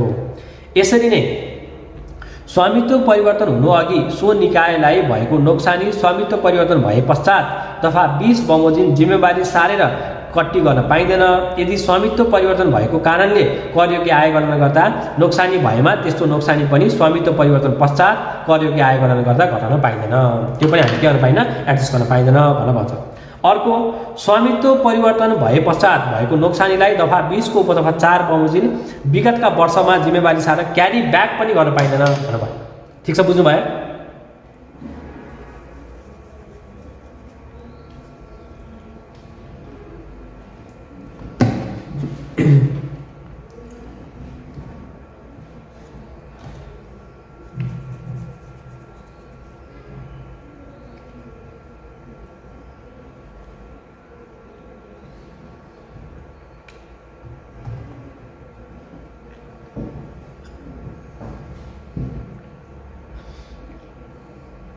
ल अगाडि जाऊँ है त। सेक्सन 57 सबसेक्सन 2 मा अरू के भएछ भने यहाँ अरू पनि दिएको छ। ल हेर्नु त, क्लज घमा हेरौँ।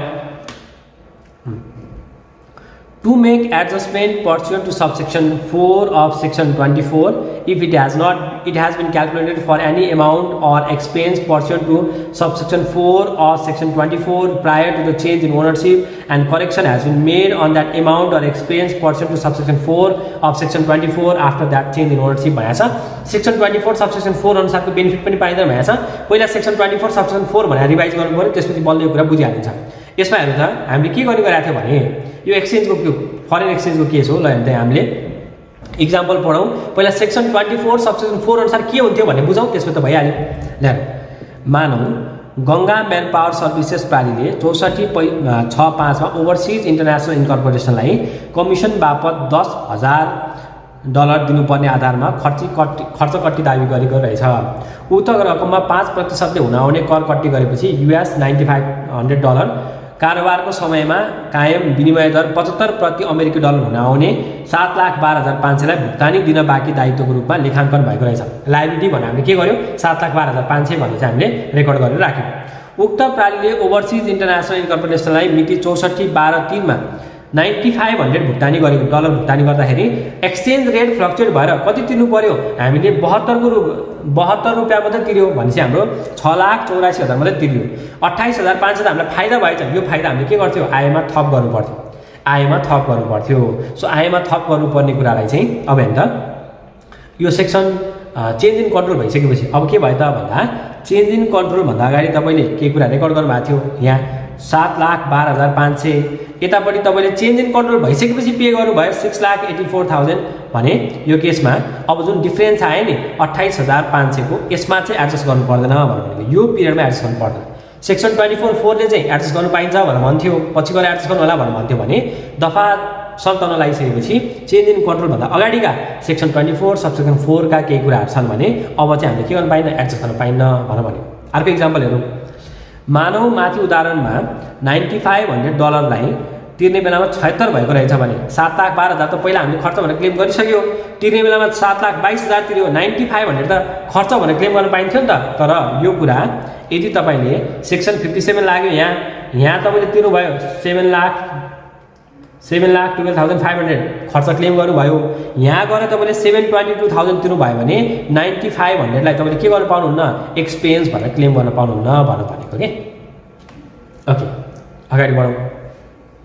यहाँ भएछ हेर्नु त, एक्रुअल आधारमा स्वामित्व परिवर्तन अगाडि आम्दानी र खर्च लेखेको रकमलाई स्वामित्व परिवर्तनपछि वास्तविक आम्दानी र खर्च गर्दा भुक्तानी पाउनुपर्ने वा दिनुपर्ने रकममा सटही दरको कारण लगायत जुनसुकै कारणले फरक पर्ने भई सच्याएको अवस्थामा दफा 24 बमोजिम फरक रकमलाई समायोजन गर्न पाइँदैन। अब एक्रुअल अनुसार एकाउन्टिङ गरिहाल्यो, हिजोको दिनमा यति दिनुपर्छ अथवा यति दिनुपर्छ भनेर भनेको थियो, आज आएर भ्यालु चेन्ज भएर चाहिँ दिनुपर्ने चेन्ज भएर त्यसको डिफरेन्स एमाउन्टलाई हामीले एडजस्ट गर्न पाइन्थ्यो सेक्सन 57 मा, बिफोर र आफ्टर छ भने पाइँदैन भन्नुभयो।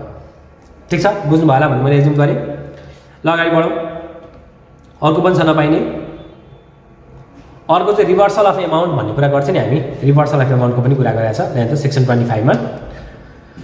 To make adjustment in pursuant to subsection 1 of section 25, if any amount has been calculated pursuant to clause 4 of subsection 1 of section 25 prior to the change of ownership and right to receive that amount has been relinquished, or in the event of that being a debt claim, such person has written off such amount as bad debt after the change in ownership भनेर भन्छ। यो जब यो केसमा चाहिँ के भन्यो भने हामीले अगाडि पढाएको थियो रिभर्सल अफ एमाउन्टमा सेक्सन 25 मा। जस्तै मैले पहिला चाहिँ के गरेँ त भन्दाखेरि 10,000 रुपियाँ पाउनुपर्ने भनेर इन्कम भनेर रेकर्ड गरिहालेँ सेयर गर्ने बेलामा। पछि मैले के गरेँ 8,000 रुपियाँ मात्रै मैले के गरेँ भने उसँग रिसिभ गरेँ, 2,000 चाहिँ मैले वेभ अफ गरिदिएँ, रिलिङ्गेज गरिदिएँ भने 2,000 चाहिँ मैले खर्च कति गर्न पाउने भनेर भनेको थिएँ भने जसले यो 2,000 रुपियाँको चाहिँ डिस्काउन्ट पायो उसले चाहिँ इन्कममा रेकर्ड गर्नुपर्छ भन्ने थियो भने अब यो कुरा यदि चेन्ज इन कन्ट्रोल अगाडि र पछाडि भएको हो भने यो केसमा चाहिँ के गर्नु पर्दैन त भन्दाखेरि यो 2,000 लाई एडजस्ट गर्नु पर्दैन भनेर भन्छ। यही कुरा लेखाएको छ हेर्नु। पहिला सेक्सन 25 को कुरा गरौँ। मानव हिमाल पब्लिक सर्भिसेस प्रणालीले ग्राहकहरूको लागि उधारोमा समेत सामान बिक्री गर्दै आएको रहेछ। उक्त प्रणालीले आर्थिक वर्ष 64-65 मा बिक्री गरे बापत एक्रुअल आम्दानी जनाएको 60,000 लिन बाँकी रकम रहेछ भने उसले त्यो बेलामा एक्रुअल बेसिसमा इन्कम भनेर रेकर्ड गरिदिहाल्यो। उक्त प्रणालीको लिन बाँकी आसामी मध्ये एक आसामी चिपालु कम्पनीसँग 10,000 लिन बाँकी रहेछ। यस लेनदेन सम्बन्धमा विवाद भएको र विवाद मिलाउने सन्दर्भमा अदालतले सो प्रणालीले 2,000 छाड्ने भए चिपालु कम्पनीले बाँकी 8,000 भुक्तानी गर्ने शर्तमा 2065-2 मा 2,000 माथि आफ्नो ऋण दाबी अधिकार छोडेको रहेछ। भनेपछि 10,000 लिनु थियो, 8,000 मात्रै लिनु न तपाईँले 2,000 छोडिदिनु भनेर भन्यो भनेपछि 2,000 मेलाई खर्च भएको भएन, क्लेम गर्न पाइन्छ। यसरी दाबी गर्ने अधिकार छोडेको 2,000 सो प्रणालीले दाबी छोडेको मितिमा कट्टी दाबी गर्न सक्नेछ। अनि जसलाई छोड्यो नि उसलाई इन्कम भयो। फेरि चिपालु कम्पनीका लागि तिर्न बाँकी रहेको रकम तिर्न नपरेकोले सो रकम आयमा समावेश हुन्छ भनेर चाहिँ सेक्सन 25 मा रिभर्सल अफ एमाउन्ट भनेर पढ्यो। यहाँ चाहिँ के भन्छ त्यस्तो पाइँदैन सर। यदि बिफोर र आफ्टर हो भने पाइँदैन। जस्तै तपाईँले 10,000 रुपियाँ यहाँ चाहिँ इन्कम भन्नुभयो, यहाँ चाहिँ गएर 2,000 रुपियाँ वेभ अफ गरिदिनु भयो भने वेभ अफ गर्नुभयो भने खर्च भनेर क्लेम गर्न पाउनुहुन्न भनेर भन्छ डिसअलाउड एक्सपेन्समा। ठिक छ, यही भन्न खोजेको। ल त के भन्छ एक्रुअल आधारमा स्वामित्व परिवर्तन अगाडि प्राप्त गरिएको रकमको लेखा राखिएकोमा स्वामित्व परिवर्तनपछि प्राप्त गर्ने अधिकार छोडेमा तथा ऋण दाबीलाई स्वामित्व परिवर्तनपछि डुबेको ऋण मानि अपलेखन गरेमा दफा 25 को उपदफा 1 अनुसार समायोजन गर्न पाउने छैन, स्वामी त्यसरी एडजस्ट गर्न पाइँदैन भन्ने चाहिँ सेक्सन 57 सबसेक्सन 2 ले भन्छ। अगाडि बढौँ के पाइँदैन भन्ने कुरामा अर्को पनि छ। हामीले के यो डिस्पोज अफ गर्ने बेलामा सेक्सन 36 मा हाम्रो बिजनेस एसेटलाई डिस्पोज गर्ने बेलामा चाहिँ यदि लस भयो भने त्यसलाई चाहिँ हामी नेक्स्ट इयर एडजस्ट गर्न पाइन्छ भनेर भनेको थियो नि। क्यालकुलेसन गर्ने बेला हामीले के गरेको थियो चाहिँ इन्कमिङ माइनस आउटगोइङ माइनस चाहिँ लस अफ बिजनेस एसेटको डिस्पोजलबाट प्रिभियस इयरको लसेसहरू छ भने सबैलाई एडजस्ट गरेर नेट गेन भनेर निकालेको थियो नि त। त्यही भएर हामीले के पढाएको थियो भने यदि हामीले बिजनेस एसेटलाई डिस्पोज अफ गर्ने बेलामा लस भयो भने त्यो बिजनेस एसेटमा हुँदा भएको लसलाई चाहिँ हामी नेक्स्ट इयर के गर्न पाइन्छ क्लेम गर्न पाइन्छ भन्ने कुराले हामीले डिस्कस गरेको थियौँ। त्यहीसँग रिलेटेड कुराहरू चाहिँ यहाँ भनेको छ। त्यहीसँग कुराहरू चाहिँ हामीले यहाँ भनेको छ। के भन्छ त हेर्नु त के भन्यो भन्दा to सब्सट्र्याक्ट pursuant to section 36 the loss suffered in disposing any property or liability prior to the change in ownership from the income earned from the disposal of property or liability after the change in ownership भनेर भन्यो। Change in ownership भइसकेपछि हामीले अघिल्लो डिस्पोजलमा केही घाटाहरू भएको थियो भने adjust गर्छु भन्ने पनि पाइँदैन भनेर भन्यो। अर्को हेर्नु त पछि 6 मा के भनेको छ अब यो चाहिँ क्याप 2 लाई चाहिँ एप्लिकल भएन बट स्टिल क्याप 3 को लागि चाहिँ एप्लिकल हुनु भयो। क्याप 2 को केसमा हेर्नु है त क्याप 3 को केसमा के भन्छ if premium has been calculated pursuant to sub clause 1 of clause ख अफ सबसेक्सन 4 सबसेक्सन 2 है यो subsection 2 of section 16 prior to the change in ownership and such premium has been returned to the insured after the change in ownership to claim for credit accordingly भनेको छ। म example दिन्छु बुझिहाल्छ। हेर्नु त insurance कम्पनीको लागि भन्ने यो प्रोभिजन हो सेक्सन 60 मा हाम्रो इन्सुरेन्स कम्पनीसँग रिलेटेड प्रोभिजन छ जुन क्याप 2 लाई चाहिँ एप्लिकेबल छैन। त्यही पनि बुझ्नको लागि चाहिँ अब इन्सुरेन्स कम्पनीले कुनै पोलिसी होल्डरले प्रिमियम तिर्यो भने त यो इन्सुरेन्स कम्पनीको लागि इन्कम हो कि हैन। तर यही प्रिमियम पछि गएर मैले के गर्नु पर्यो रिफन्ड गरिदिनु पर्यो भने खर्च कट्टी गर्न पाइन्छ भन्छ के यसमा सेक्सन 60 को सबसेक्सनमा चाहिँ के भन्छ त भन्दाखेरि तपाईले प्रिमियम रिसिभ गर्नुभयो द्याट इज योर इन्कम तर पछि गएर तपाईले रिफन्ड गर्नु पर्यो भने चाहिँ तपाईले खर्च भनेर क्लेम गर्न पाउनुहुन्छ भन्छ। अब यदि बिचमा चाहिँ के भयो चेन्ज इन कन्ट्रोल भयो भने प्रिमियम रेकर्ड गरिसकेको कुरालाई रिफन्ड गरेको भएर तपाईले के गर्न पाउनुहुन्न खर्च भनेर क्लेम चाहिँ गर्न पाउनुहुन्न भनेर भन्छ। ल अगाडि बढौँ। अब सेक्सन 71 अनुसारको क्रेडिट फरेन ट्याक्स क्रेडिट पनि क्लेम गर्न पाइन्न भन्छ। सेक्सन 71 मा पनि हामीले त्यही पढाएको थियौँ। फरेन ट्याक्स क्रेडिट छ भने नेक्स्ट इयरहरुमा हामी त्यसलाई एडजस्ट गर्न पाइन्छ भन्नु भएको थियो अनएडजस्टेड फरेन ट्याक्स क्रेडिटलाई। अब बिफोर र आफ्टर छ भने बिफोर सेक्सन 57 को फरेन ट्याक्स क्रेडिट आफ्टरमा गरे एडजस्ट गर्न पाइँदैन भन्ने कुराहरु गर्यो। ल यति नै हो। यी कुराहरु गर्यो भने सेक्सन 57 हामीले प्रोभिजन वाइज क्याल्कुलेसन वाइज एक्जाम्पलहरु हेरेर डिस्कस गर्न सकिने। ठीक छ, आई होप तपाईले यो सबै कुराहरु बुझ्नु भयो। अब एउटा न्यूमेरिकल गरौँ, त्यसपछि यसलाई र्याप अप गरौँ सेक्सन 57 लाई।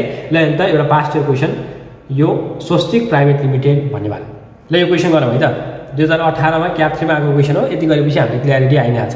ल अन्त के भन्छ, Swastik private limited has share holding pattern on first round यति कति दिएको छ भन्दाखेरि राम श्रेष्ठ भनेको 20,000 वटा शेयर छ, हरि अधिकारी भनेको 25,000 वटा, प्रेम यादव भनेको 25, सोम भनेको 10,000 वटा, कृष्ण सिंह भनेको 1,20,000 वटा भन्छ, टोटल 2 लाख रहेछ। अब Krishna Singh decide to sell all his shares भनेपछि उसले चाहिँ के गरेछ, यसले चाहिँ 60% होल्ड गर्छ हैन, उसले चाहिँ बेच्छु भनेर भनेछ।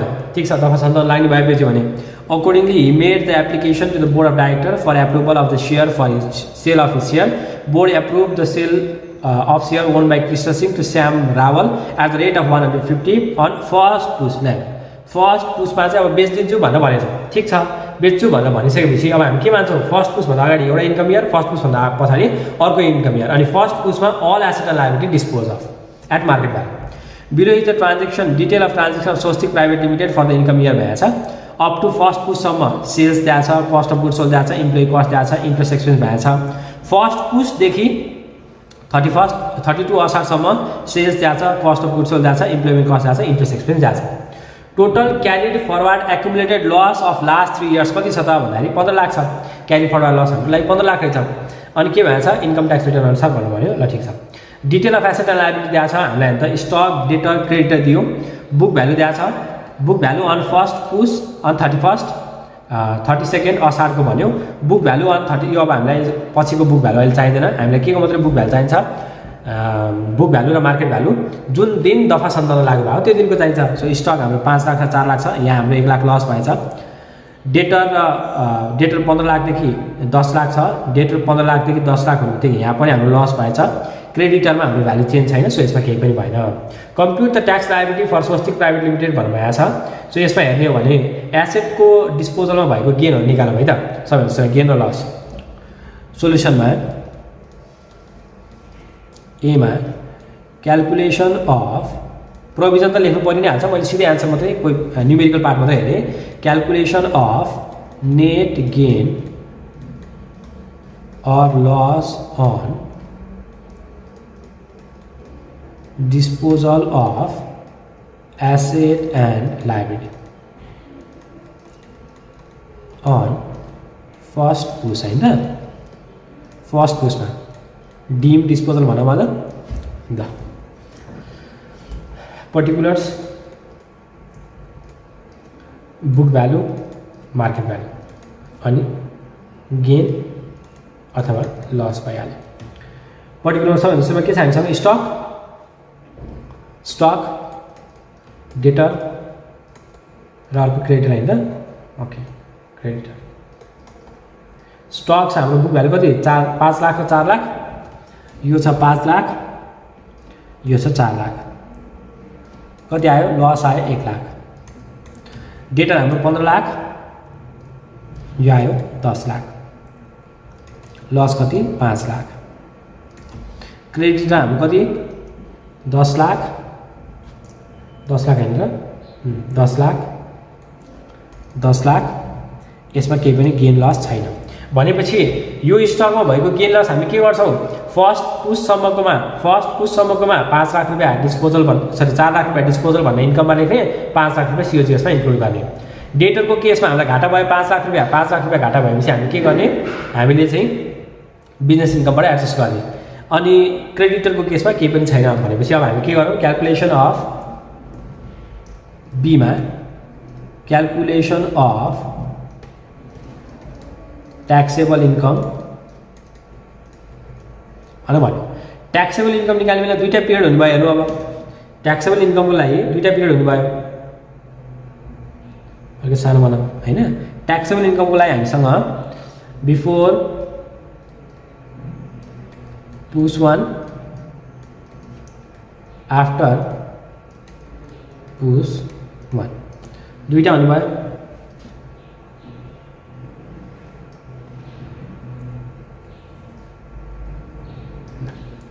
पर्टिकुलर्स ल के छ नि त सुन्नुहोस् न, इन्कममा जाम। इन्कम यहाँ भनेकै छ सेल्स छ हाम्रो 45 लाख र यो 15 लाख। अनि अर्को यहाँ एउटा डिस्पोजल, अब हामीले त पुस 1 मा त डिस्पोज भयो भने मान्छ नि त, डिस्पोजल अफ ट्रेडिङ स्टक कति 4 लाख, यो छैन। लेस खर्चहरू लेख्नु पर्यो। अब खर्चहरूमा के छ, COGS cost of sales, cost of sales कति हुन्छ 24 लाख र 9 लाख हैन त। यहाँ चाहिँ भयो 24 लाख प्लस 5 लाख त्यो जुन स्टक डिस्पोज भएको छ त्यो पनि छ नि त 29 लाख। अनि यतापट्टि कति हो 9 लाख। ओके, यतापट्टि हाम्रो 9 लाख। अनि अर्को खर्च के छ नि त, अर्को खर्च छ हाम्रो इम्प्लोइ कस्ट र इन्ट्रेस्ट एक्सपेन्स। इम्प्लोइ कस्ट र इन्ट्रेस्ट एक्सपेन्स। इम्प्लोइ कस्ट कति 5 lakh, employment interest expense 5 lakh.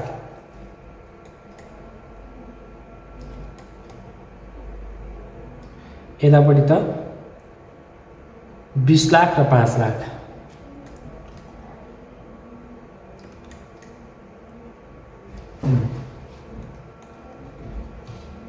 ल अब before loss setup, before loss adjustment हाम्रो इन्कम कति भयो 45 प्लस 4 माइनस 29 माइनस 5 माइनस 5 भनेपछि 10 भयो। यतापट्टि 15 minus 9 minus employee cost 20 lakh हो।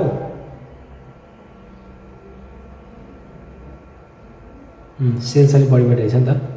सेल्स 15 लाख नभइकन 1 करोड 50 लाख रहेछ, यो 90 लाख रहेछ, अनि 20 लाख रहेछ। 1 crore 50 lakh minus 90 minus 20 minus 5 भनेपछि 35 लाख भयो।